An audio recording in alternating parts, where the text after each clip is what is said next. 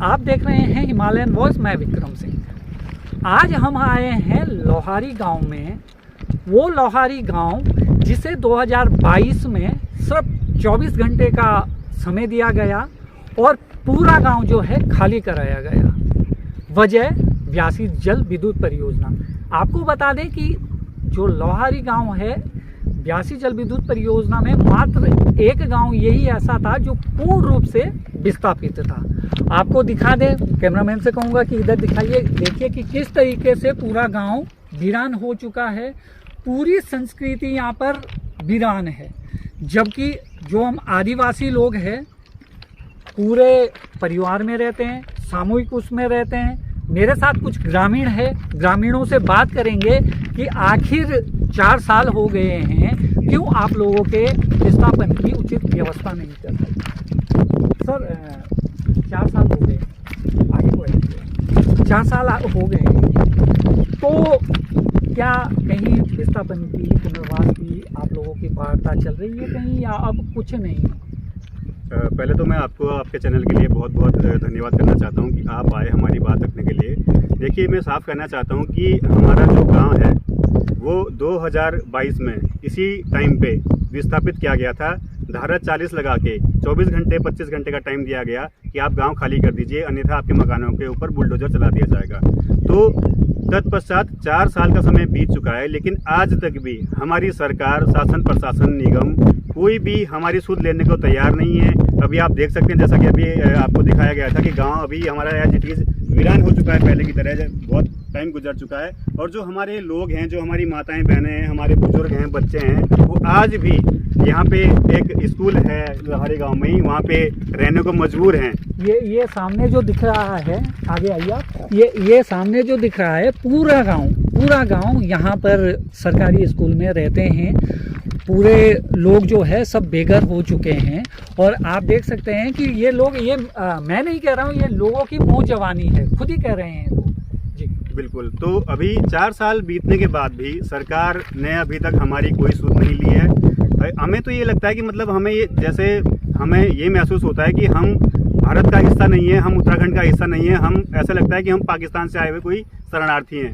लेकिन मैं सरकार को या जल विद्युत निगम को ये देना चाहता हूँ कि सर, हम भी इसी भारत भूमि का पार्ट हैं, हम भी इसी उत्तराखंड का पार्ट हैं। तो जो आप लोगों के लिए कर रहे हैं वो आप हमारे लिए भी करिए, क्योंकि हमने अपनी जो पिरखों की ज़मीन है वो आपको दान दी है। एक तरह से हमने सरकारी सरकार के निवेश बढ़ाने के लिए, सरकार मतलब देश को आगे बढ़ाने के लिए अपनी ज़मीनें, अपनी धरोहर, अपनी मातृभूमि, अपनी संस्कृति को वीरान किया है। बिल्कुल, विकास के राह में कहने से तात्पर्य यह है कि विकास के लिए पूरी अपनी ज़मीन, पुरखों की ज़मीन दी गई है। लेकिन उसका मतलब ये तो नहीं कि जो गांव है जिसको विस्थापित करना था, जिसका पुनर्वास होना था, जो कि कानून सहमत है। संविधान की बातें तो आप बड़ी बड़ी करते रहते हो, लेकिन क्या उस संविधान के तहत आपने इन लोगों को कहीं बसाया? 4 साल हो गए हैं, 4 साल में आज तक कहीं भी नहीं बसाए। सर एक बात दूसरी, कहने में आता है कि आप लोगों की एक जिद थी, और वो जिद थी रेशम बाग। तो क्या खाली वो रेशम बाग की वजह से वो सारा लफड़ा हुआ, या कुछ और भी था? क्या कारण रहे? आप लोग खाली रेशम बाग ही क्यों चाहते हैं? देखिए, उसमें मैं एक बात ये बताना चाहता हूँ कि रेशम बाग का हमारा ऐसा कुछ नहीं था कि हमें सिर्फ रेशम बाग ही चाहिए था। हमारा ये था कि जब कांग्रेस की सरकार थी, 3 जनवरी 2017 को कैबिनेट में मंत्रिमंडल द्वारा एक प्रस्ताव पारित किया गया, जिसमें कि ये लिखा गया कि लोहारी वालों को रेशम बाग की ज़मीन गांव बसाने के लिए और कुछ ज़मीन आपकी खेती बाड़ी के लिए दी जाएगी। तो एक तो हमारा वो आशय था कि ये ज़मीन हमें मिलनी चाहिए। दूसरा हमारा ये था कि हमारा जो गांव है वो विकास नगर से थोड़ा नज़दीक में पड़ता है, और उसके अलावा हमने और भी कई ऑप्शन रखे थे। लेकिन वो ऑप्शन हमने देखने के बाद हमें ये लगा कि वहाँ पे हम शायद नहीं रह पाएंगे। वो जगह हमारे रहने के लिए अनुकूल नहीं थी, हमारी अपनी संस्कृति के अनुकूल नहीं थी। संस्कृति के अनुकूल नहीं थी, या वो भूमि जो है वो उपजाऊ भी नहीं थी, क्योंकि यहाँ की भूमि उपजाऊ है, तो इस वजह से भी उसका। हमारे साथ कुछ महिलाएं हैं, महिलाओं से भी बात करेंगे। आपका नाम?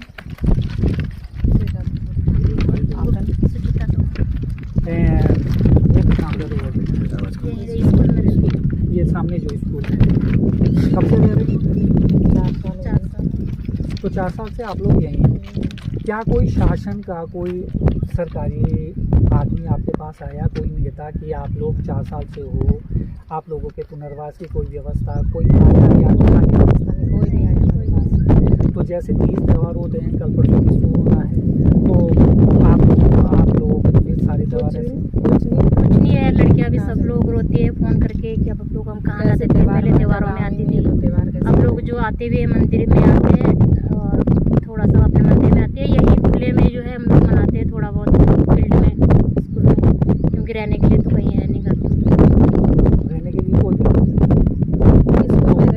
ये आम आदमी की पीड़ा है। 4 साल हो गए हैं कि रहने के लिए घर नहीं है।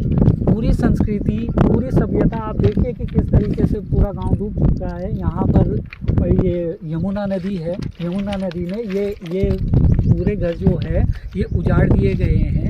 और इनके जो तीज त्यौहार है वो भी अब ये लोग नहीं बसा पा रहे हैं। तो आखिर जो लोग कहते हैं सबका साथ सबका विकास, तो क्या ये सबका साथ सबका विकास हो रहा है? हमारे साथ कुछ और लोग हैं। आपका नाम है जी? पूरन। जोर से बोल, जोर से। तो क्या कहना चाहते हो? कुछ कहना चाहते हो सरकार से? सर आपका नाम? आगे राजेंद्र चौहान। तो क्या कहना चाहते हो? सरकार से कुछ कहना है? सरकार से हम कहना चाहते हैं हमारा गांव बसा दे, सबसे बड़ी बात है गांव की, जो हमारा विस्थापन कर दे, हम बसा दें।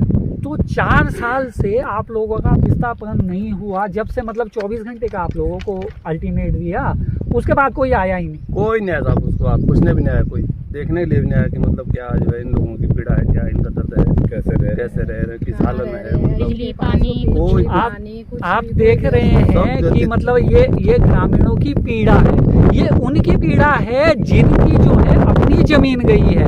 और जो संविधान की धारा 301 है वो कहता है कि कानूनी प्रक्रिया के तहत ही किसी की जमीन ली जाएगी। तो अगर उस पूरे कानून का पालन हुआ है तो फिर ये लोग विस्थापन या पुनर्वास से कैसे वंचित रहेंगे? क्या ये संविधान का मजाक नहीं है? जो लोग कहते हैं कि ये देश संविधान से चलेगा, तो क्या ये देश संविधान से चल रहा है?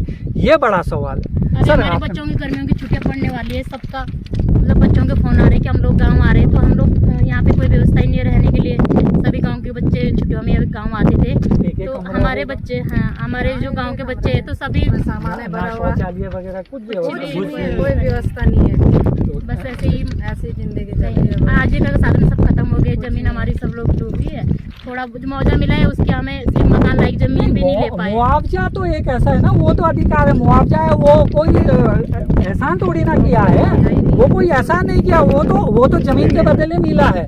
लेकिन पुनर्वास भी तो होना चाहिए। आप लोगों का पूरा डूब क्षेत्र में थे, तो इस पुनर्वास की व्यवस्था होनी चाहिए। जितना मिला सर आपका नाम? रणदीप चौहान जी। चौहान जी, आप बताएं, तो 4 साल हो गए, तो ऐसी क्या बात है कि ठीक है, अगर उस पे रेशम बाग पे सहमति नहीं बन रही थी तो और ऑप्शन हो सकते थे क्या? उसके बाद कोई शासन प्रशासन वार्ता के लिए आया कि कहीं आप लोगों को बसा दिया जाए? ऐसा है जी, 4 साल बीत गए हैं, यहाँ कोई शासन प्रशासन से कोई भी नहीं आया। उसके बाद हमें जब स्कूल में गए हैं, रातों रात यहाँ से स्कूल में शिफ्ट हुए हैं, ठीक है, जेसीबी लगा रखी थी इन्होंने यहाँ पे।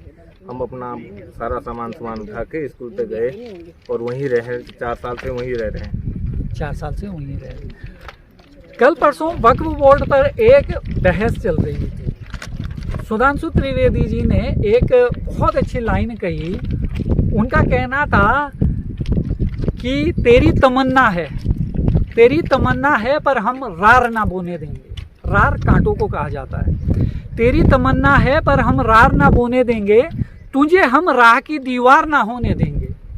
तू अगर सबको रौंद कर आगे बढ़ना चाहे तो तेरी हम इतनी भी रफ्तार ना होने देंगे। तो वही भाजपा के सांसद जो कह रहे थे कि सबको रौंद कर अगर आगे बढ़ना चाहे तो वक्फ बोर्ड की इतनी रफ्तार नहीं होने देंगे। पर आप देख सकते हैं यहाँ की पूरी सभ्यता, एक पूरी संस्कृति, ये देखिए बुजुर्ग लोग, इनको नहीं रौंदा गया है। हमको ऐसा है, हम इतने बुजुर्ग को रखे हैं, हमारा तो कोई 1-2 साल का ऐसा है कि कब तक हम जीते हैं, कब को हम क्या होता है। और हमारे दिल में ये है कि हमको कहीं रहने के लिए ठिकाना नहीं दे सकता सरकार। कहाँ जाएंगे हम? हमारे बच्चे अब तो जो मैं अब गाँव आएंगे कहाँ रखने हमने बच्चों को? रो रहे नीचे अब करनी पड़ेगी, कैसे रहेंगे करते? हमारे बच्चे गाँव आते थे, गाँव में रहते थे, मोजा निकालते थे गाँव देख रहे हैं जो लड़कियां हमने ससुराल दे रखी है वो भी मायके आना चाहते तो यहाँ आके काम नहीं हमने मायके जाना था, कैसे आए मायके? हमारे तो कहना यही है मोदी सरकार से, केंद्र सरकार से, कि राज्य सरकार से तो इन लोगों को कोई उम्मीदें है नहीं, लेकिन केंद्र सरकार जो है, आप लोगों ने, माननीय मोदी जी ने कई लोगों को घर दिए हैं प्रधानमंत्री ग्रामीण आवास के तहत। तो क्या लोहारी वासियों का क्या कसूर था? सिर्फ इतना कि इन्होंने एक परियोजना के लिए, विकास के लिए अपनी जमीन दे दी और उसका सिला ये मिला कि खाली मुआवजे के नाम पर कर्तव्य की इतिश्री कर दी गई। इन लोगों का कौन करेगा? और जनजाति समुदाय के लोग हैं, आदिवासी लोग हैं, बहुत कम जनसंख्या है, इनके संरक्षण के लिए बाकायदा संसद से कानून पारित है। उसके बावजूद हम देख सकते हैं कि किस तरीके से लोग सो रहे हैं, किस तरीके से लोग परेशान हैं। ये तो सोचना पड़ेगा उत्तराखंड सरकार को भी और केंद्र सरकार को भी कि कहीं ना कहीं लोहारी गाँव का विस्तार।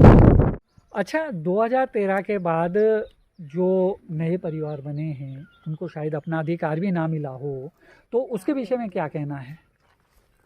देखिए सर, मैं ये कहना चाहता हूँ कि धारा अधिनियम जो 13 है, 2013 अधिनियम है, उसमें ये साफ लिखा गया है कि जो भी 2000 जब आपकी धारा क्या बोलते हैं, जब आपका गांव बसाया जाएगा, जब आपके गांव में धारा 11 लग जाएगी, आपकी भूमि अवार्ड होगी, तो आपका तब तक की जो डेट होगी उस डेट के हिसाब से आपका परिवार माना जाएगा।